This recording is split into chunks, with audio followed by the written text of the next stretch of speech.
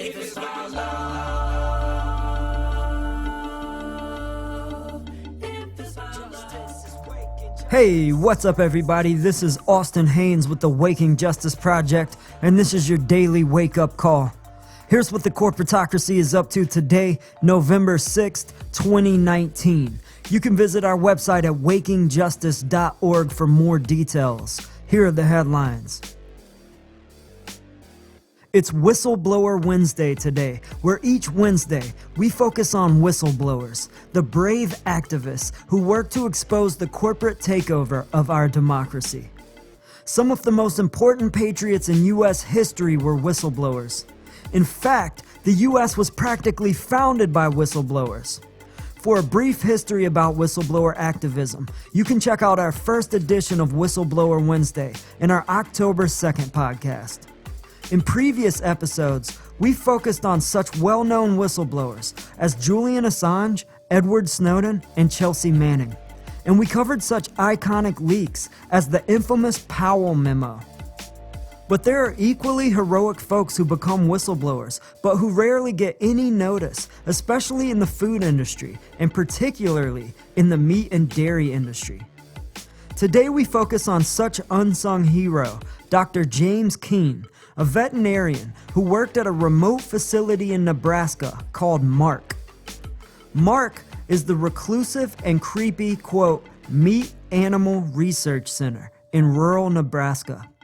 It's a massive 55 square mile complex of laboratories and pastures where the U.S. government conducts cruel and bizarre animal experiments for the meat and dairy industry, or what we call the BigMAD.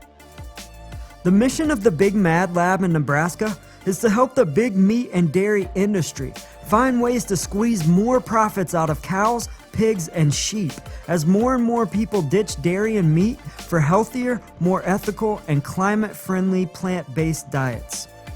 So the researchers there basically do mass experiments that push the limits of the animals to grow and reproduce as big and as fast as biologically possible. Dr. Keene is a veterinary scientist who was hired by the BigMAD lab to monitor animal health and research. He worked there for over 20 years and made multiple reports to his superiors about the waste and cruelty he witnessed. Pretty much all his reports on abuses to animals were basically ignored by his superiors. So Dr. Keene decided he'd risk his career, take his evidence to the media, and expose the mass cruelty to the public. Dr. Keene contacted Michael Moss, an author and Pulitzer Prize-winning investigative reporter for the New York Times. In 2010, Michael had won a Pulitzer Prize in journalism for his investigative reporting on the dangers of contaminated meat.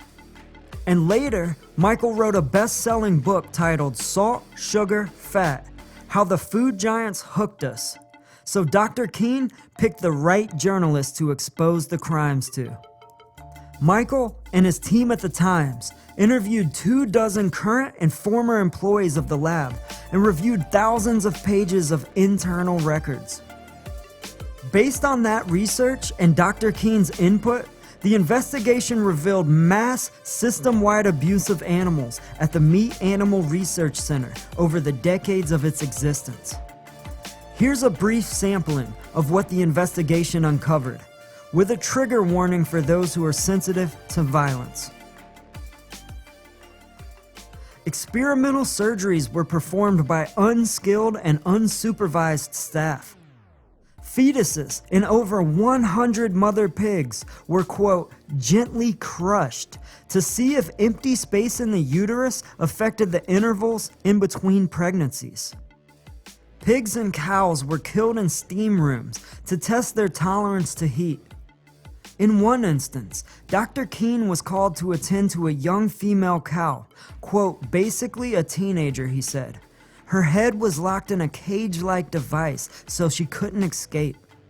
Researchers watched on while 6 bulls repeatedly raped her till she collapsed under her broken legs. It was an experiment to test sexual libido. When Dr. Keene was called in to attend to her, he wanted to euthanize her to put her out of her pain. but lab officials denied his request. She died, unattended, a few hours later. We'll stop there with the horrible details. You get the idea. When Michael Moss published Dr. Keene's whistleblower evidence of the mass abuse and neglect at the BigMAD lab, there was a huge public outcry, of course. The Obama administration called for, quote, an immediate investigation to quell public outcry, and about a year later, they quietly released a report that their investigators had found, quote, no evidence of systemic animal abuse. In a follow-up article for truthout.org, Dr. Keene wrote, when I finally blew the whistle, it destroyed my career and ultimately my marriage, but I would do it again, he said.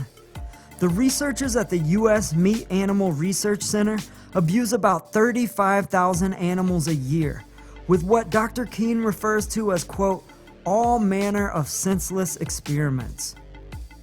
That one facility in Nebraska costs tens of millions of dollars each year to operate, but it's just one example of 36 such facilities run by the U.S. government to profit big meat and dairy.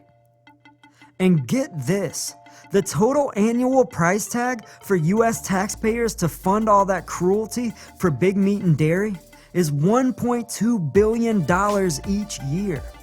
All to, quote, make lamb chops bigger, pork loins less fatty, and steaks easier to chew.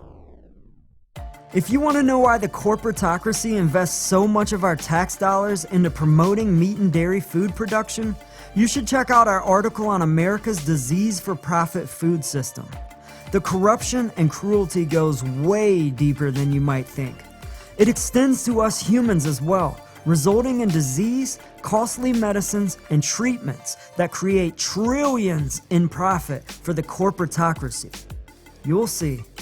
So if you want to learn how all of us in the work of global justice can join together in strategic boycott and force this corporatocracy to the people's bargaining table to end all this injustice, cruelty, and corruption, and to help save our planet, please visit our website at wakingjustice.org.